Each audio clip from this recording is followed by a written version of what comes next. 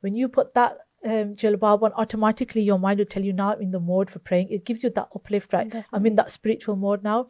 And because if you look at like when we come home and we get changed into our pajamas, right? We don't want to do anything. That's so true. We're so relaxed. Have you seen what impact them pajamas have on our mind and physically as well? Yeah, that's so true. You know, if your mom asks you to do something, you're not going to get up. You're like, oh, I'm just relaxing. Assalamu alaikum and welcome back to our Muslimah Roundtable. Today we'll be speaking about the motivation in Ramadan. So I think some of the factors that I feel like we get demotivated during, I'd say, about the halfway mark of Ramadan. I don't know if you've noticed that. Maybe commonly because of the fact that in Ramadan we set so many goals for ourselves. So either we set so many goals and then we're unable to achieve them, or we set our goals far too high. And then what happens is we get demotivated because we're not able to accomplish those goals. Definitely. And, you know, all the positive aspirations and the excitement that we have, you know, the positive mindset that we had at the beginning, because we haven't reached those goals, we just get really deflated with how we feel. A sign of that is when the safs become empty, right? In the masjids. Yeah, exactly. So I think my personal advice would be actually to keep hold of those high aspirations, keep hold of those high goals that you originally started off with in Ramadan. And the reason for this is because, you know, the Prophet ﷺ has advised us that, look, every action is based on its intention, and you actually get rewarded for your intention, even if you don't carry that act out. So if genuinely, you know, you were really like excited and you said, you know what, I'm going to complete a Quran, I'm going to make sure I wake up for tahajjud, and for whatever reason you haven't been able to meet your target that you set out, or you haven't been able to read all your tahajjud, you know, salahs that you intended to read, don't worry. This religion is a religion of generosity, isn't it? Allah subhanahu wa ta'ala is so generous, and especially khas in this month is so merciful towards us, that don't be so hard on yourself. You know, if you intended to do those actions and you wasn't able to achieve them, you are still going to get rewarded as though you have done them. Definitely. So for like in school, when we have an exam and we do our revision and we want to get that A, and if you come out of the exam and we get a D, we get so demotivated because we know there's nothing really that we can do because we didn't meet our target. But the deen is not like that. Allah's deen is not like that. It's so beautiful that even if you intended an A star in Ramadan, you're still going to come out with the A. Yeah, definitely. Allah subhanahu wa ta'ala is merciful is something else. So merciful in this month. So I would say, you know, keep hold of your high aspirations, keep hold of your goals, keep pushing yourself and hold on to this, what I've just mentioned, that, you know what, whatever you intended, you're still going to be rewarded, even if for whatever reason you wasn't able to carry it out. So use that as a means of motivation to keep going. It's true. It's like the hadith that, you know, religion isn't hard or difficult at all. It's that we overburden ourselves. Yeah, I think we do that. When we overburden ourselves, we put ourselves into such a rut that we kind of become deflated before we've even started. Exactly. And then I think mindset is really important to keep motivated. If you speak to anybody, whether they're successful in the deen, the dunya, you know, what made them successful? It was holding on to a positive mindset. You know, anybody who's successful, they've always been people who have had positive mindset, not people who have had negative thinking, because it's the negative thinking that will actually allow you not to move further on. Definitely. So in the same way, if we apply it to the intentions we've made and we've not been able to meet them and that demotivates us, then we adopt the negative thinking. How are we going to move forward? Exactly. So the deen is a deen of positivity. Find positivity all the time in whatever you do and clear out your mind, clear out the negative thinking, because I know what happens is you'll come across somebody, your friends or family members, and they'll be excited and they'll say, oh, look, we finished this much of the Quran, you know, we're really getting on with it, and they're that motivated person, and you're at the point where you're like, oh, well, you know, the fasting's been getting to me and I'm feeling it now within my body that I just genuinely feel really tired, and you know what, I'm lacking that motivation and I haven't done as much as them. But the thing is, you got to understand that even the Sahabas, if you look at Hazrat Umar, Allah be pleased with him, you know, he would complete a Quran every single day. And then there's other Sahabas, they'd complete it after 3 days. And then there's other Sahabas that would complete it after 7 days. So your journey is your own journey. Don't compare it to anybody else's in Ramadan. When you do that, then you will get demotivated. So the purpose of me mentioning the Sahabas is to explain that, look, continue with your intentions, continue with your good actions, right? And don't worry what anybody else is doing. You focus on yourself and trying to make a routine of what you can continue out of Ramadan with as well. Definitely. It's like even the smallest of acts, you know, Allah subhanahu wa ta'ala loves an act that is done continuously as long as it's constant. You know, just overburdening ourselves with so many, like a huge list of things. And it's like what you mentioned, looking at somebody else and aspiring to be them is a good thing. But then some people do. I've met people who, just speaking about Ramadan and how it's going, there are people of the view who see somebody else accomplishing so many things and they can't, they have this, they just give up by just hearing. They give up and they think, oh, you know what, we've not done anything for the past 11 days, so, you know, we can't start now. Or, you know, we've missed that beginning, right? So astaghfar, I feel like we need to always remember that the smallest of deeds, even like when you do a deed, I mean, when you do an intention and you don't carry it with an action, you're still going to get a reward for it. Exactly. Subhanallah. I want to speak to you about, you know, subhanallah, like something that works with me, and it's a gift that Allah subhanahu wa ta'ala, that Rasulullah has given us, the ummah, is, you know, when we're feeling, especially in this Ramadan, you know, very low and of no energy, very demotivated, it could be because of obviously lack of sleep or anything. We've got to kind of be careful of how we portray this Ramadan as, and I swear I say this to myself first. And I learned this lesson because of my actions. So I came across as, oh, I'm really tired. You know, so-and-so, a person who wasn't a Muslim asked me, how's Ramadan going? And I was like, oh, I'm so tired, I'm exhausted. And then I kind of outlined, you know, I did this, that, the other. But then, you know, later on when their response was a huge shock to me, because they were like, oh, well, don't worry, it's countdown. You know, there's only a bit left. There's only, you're there now, you're nearly to the halfway mark. And I thought, subhanallah, like, astaghfar, how dare I like come across like that, you know, this is their response. I should have that, as much as it's really difficult obviously for everybody, and like you said, everyone's, you know, going through their own struggles and their own lifestyles, but I feel like try to have that positive kind of, you know, in your body language, so that a person who's not a Muslim can see that and think, you know what, this is a struggle for them, but look at how positive they are. I know, like, we don't actually think that deep, that, you know, when we're feeling lethargic or tired towards the end of our fast or whenever it may be, like you said, due to lack of sleep and stuff, how we're carrying ourselves out in front of other people, like how they may perceive our fast. Yeah, and it's like I didn't even end it with, you know what, as even though I'm really tired, and this is me personally speaking, I didn't even end it with, even though I'm really tired, but here, you know, this is how we're going to feel that hunger pan, and this is how we're going to feel what the people of poverty are going through, right? And it was a huge lesson, a huge reflection for me. And I thought, you know, from that day onwards, as much as I'm really tired, but I'm gonna, you know, inshallah, like say, you know, this is, yes, I'm tired, but this is the outcome of it, and I'm actually feeling the full blessing of it. And it's something that I've started doing more so now than ever before, is, you know, the Tasbih Fatima. Subhanallah, that's there's so much energy and motivation in that. It's huge.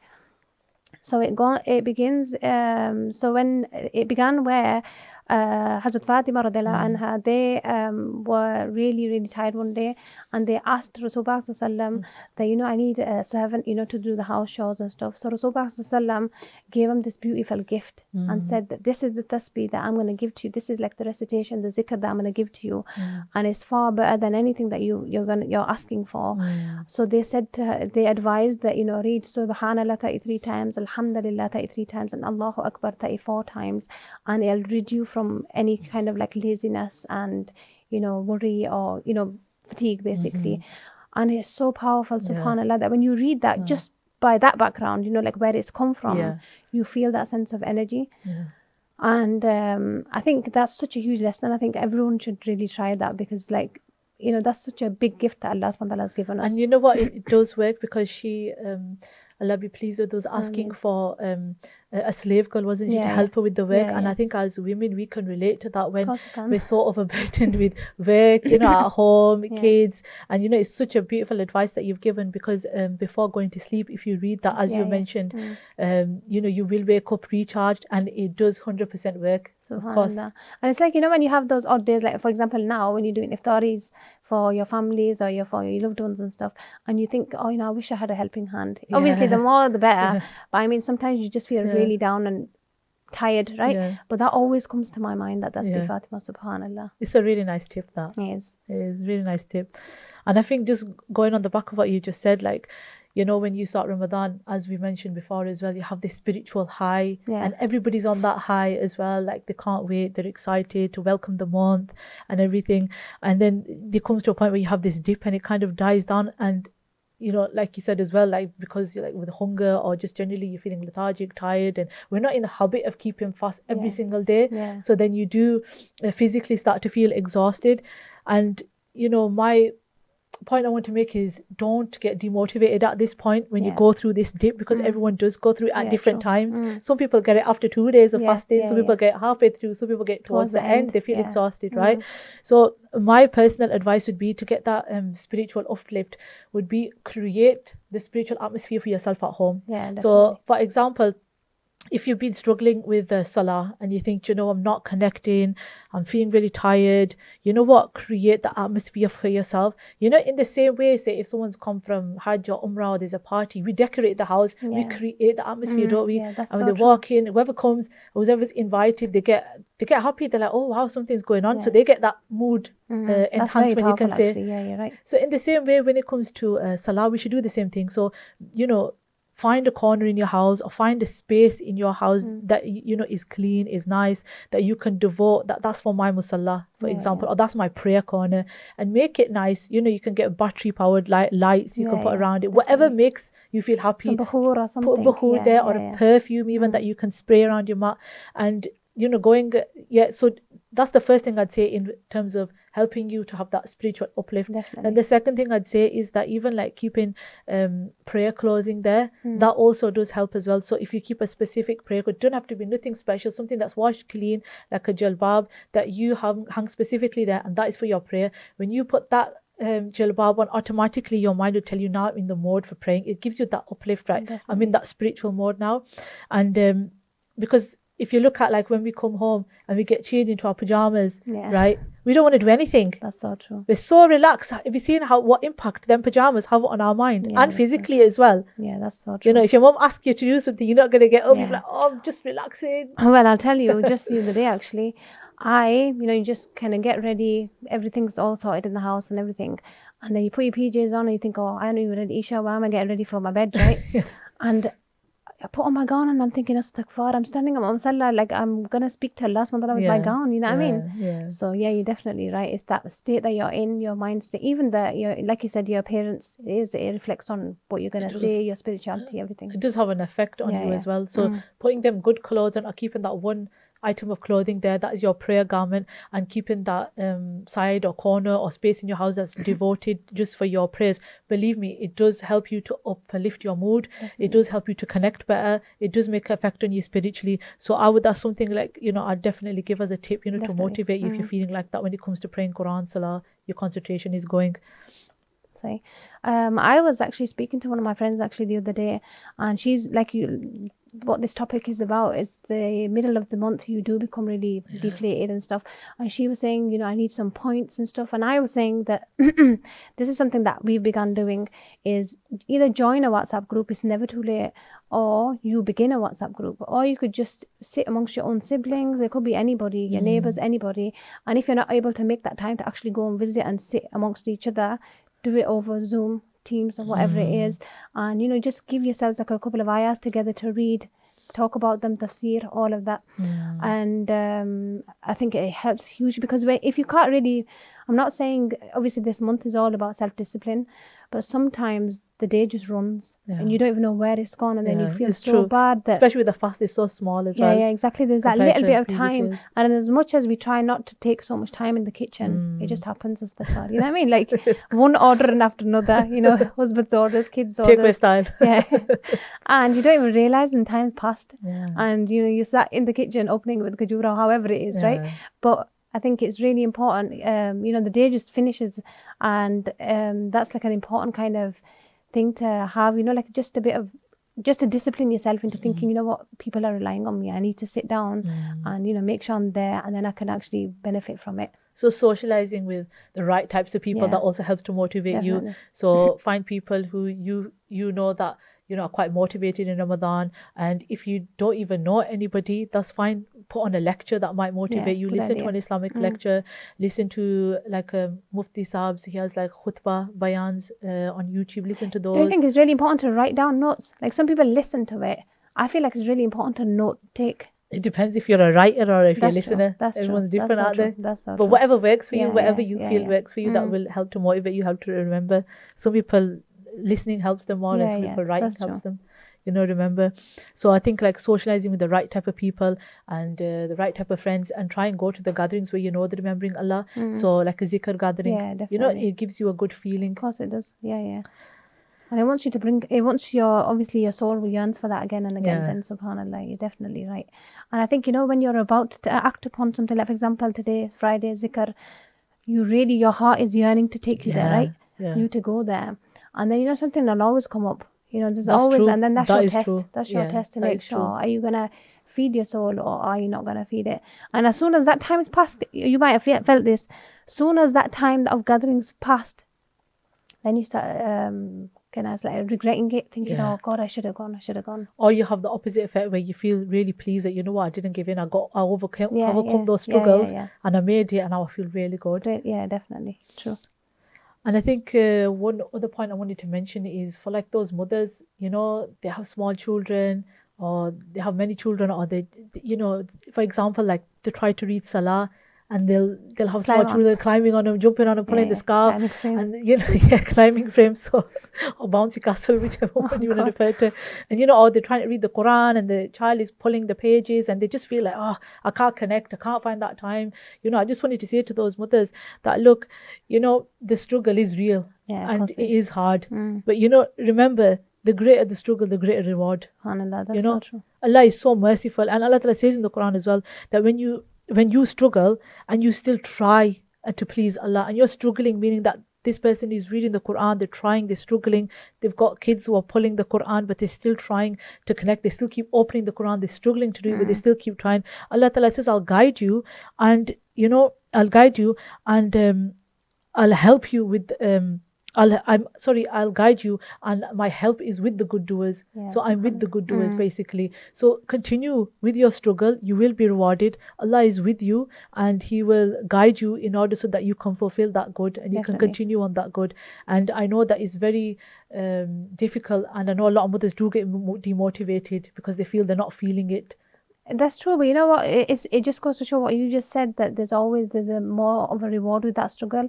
And it's like, just that action of us doing our namaz, reading the Quran Pak with the children all around us and stuff. That is an image that I'll instill into their minds forever. They'll remember, oh, mommy did this. So will the mom. Yeah. Oh, yes. With all the bruises on her back. But, it's children, like we remember our parents, we used to read and we used to climb on them, or we used to sit and wait for them to blow on us. Things like that, like you said. And it's like, I remember actually, I went to a lecture, not a long time ago, but the Ustad there was saying that he knew of somebody he was so connected with the Quran Pak, like more than he didn't know anybody else who was more connected to the Quran Pak than him. And he used to read it continuously. But as his children grew, he started to feel like, what, his children are not connected as he is. Like he wanted that, obviously. And then this Ustad who I went to go see said that, maybe like, what do you read? How do you read it? Where do you sit? Are you reading it when your children are there? Some people try to get that Quran Pak in before the kids come home or however, right? Yeah. And this Ustad said that I read it on my tablet. Yeah. You know what I mean? So I read my Quran Pak on my tablet. And they said maybe that's why, because your children are not seeing you hold the Quran Pak. So it's just even holding the Quran Pak. His children were looking at him hold a tablet. So for them, he might be playing a game on there. That's true. What I mean? Or reading a lecture or watching a lecture, however. They didn't know that this is what, their dad's doing. So even just holding the Quran Pak has a huge essence in itself. It does, like if you're in a household and somebody's praying the Quran, automatically your mind goes to, okay, that motivates another person. And it teaches these children so much. Like, switch off the TV, we need to stay quiet, mommy's concentrating, however it is. It teaches them a huge thing. So it's like I was speaking to my sister-in-law as well and saying to her that, like how we run away from our kids when we're trying to pray, trying to connect, right?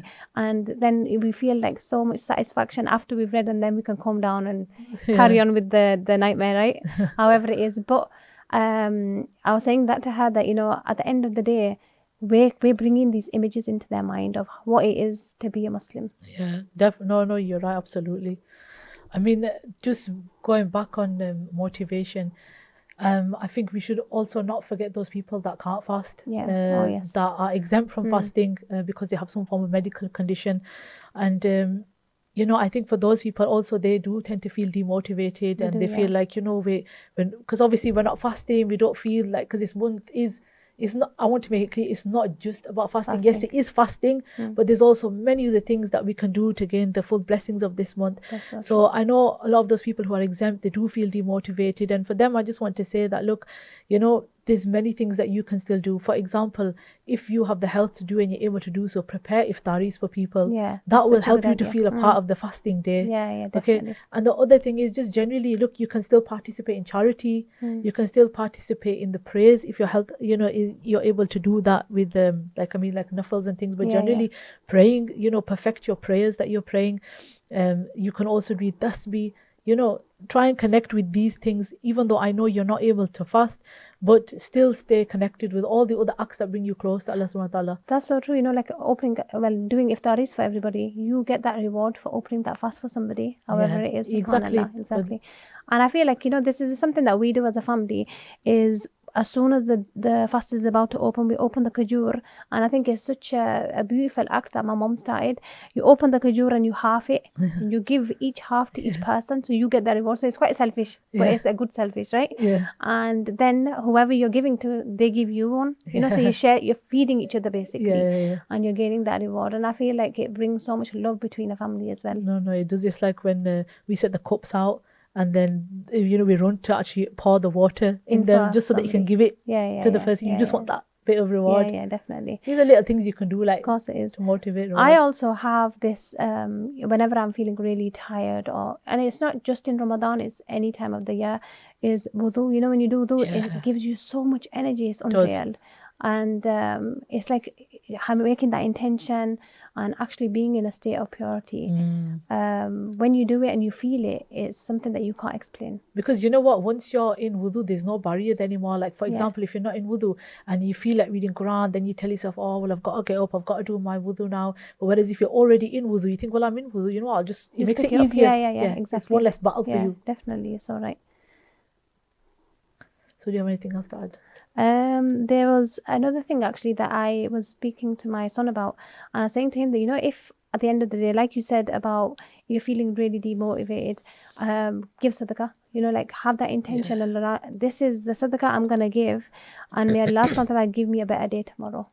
Yeah, alhamdulillah, definitely you're right. I mean, sadaqah removes any form of difficulty from you. So, you know, we can try with the intention that Allah Ta'ala removes that difficulty from us. And I feel like, you know, it's not just your intention, you've got to do something about it. You know, Allah subhanahu wa ta'ala says that, you know, when you intend to do something, you've got to act upon it slightly, you know, like you have to make the first step basically. You know, Allah subhanahu wa ta'ala is not, you know, it's like with anything in life, you know, whether it's work, school, however it is, you've got to put the effort in, and then you reap the rewards.